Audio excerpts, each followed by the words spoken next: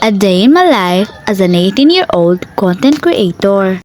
Yatay! Hi mga day, so karon manlabata kay butan ta nga anak. Yatay! So digyon ni kinontra gusto nga trabaho no kay lipay kayo ko lang taon diya. Aga smile gyud ko nan laba, smile kayo akong face. O di gyud ta magkinontra gusto og panlaban no kay ang kapalit ani load. Loadan ta sa atong papa.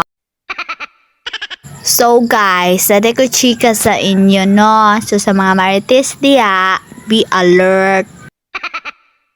So sa mga naagi nga mga days, nga mga weeks, nga months, and so whatever. Wala ko ka-upload og videos guys. It's because wala ang signal sa amoa nga piso wifi. Dari dapit sa amoa pero dili amoa. Yeah, whatever. Yeah guys, I know nga daghan yung pa sa wifi but wala na ko ni ato dito. Gahulat ra ko nga maayo. Total, di paayo Manila. Wa Manila pasagdae. So, balik sa atong video guys. Gi-timelapse ang pagpanlaban ni Miss Angel kay alangan naman akong dugayon, di ba? Oh yeah. So, wa man jud mo kabalo guys no kanang ka-working student ko sa una and lisod gyud siya kay gisabay nako ang kanang mga trabahoon sa balay dayon.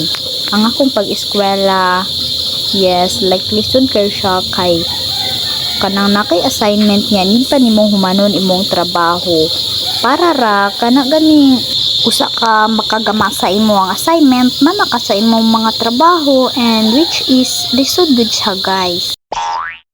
Dili lang sab ang pag-working student nga kung nasudlan kay daghan kay ko trabaho na nasudlan na kaya at the age of 12 di na ako nagsugod og working dayon syempre di gyud magdugay sa mga batasan, sa mga kuan, mga things nga nabuhat like that. Nag-imot na si Angel, murag gidanag. So di na ta mag-imot-imot kay basi niya magka-cry-cry na pod. Di ta mag-cry-cry kay very strong and independent woman.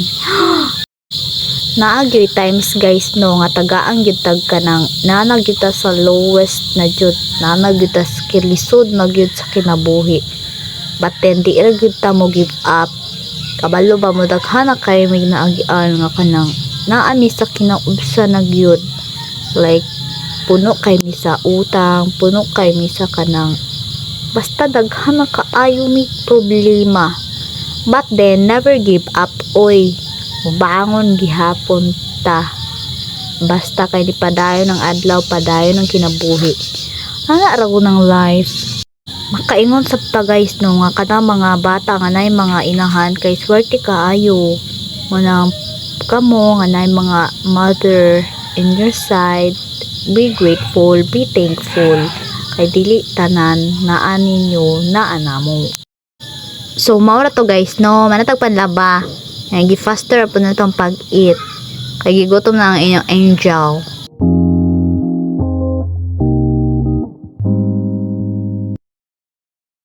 Yeah, thank you sa akong mommy no. Hatod yun siyang sub powder sa amoa.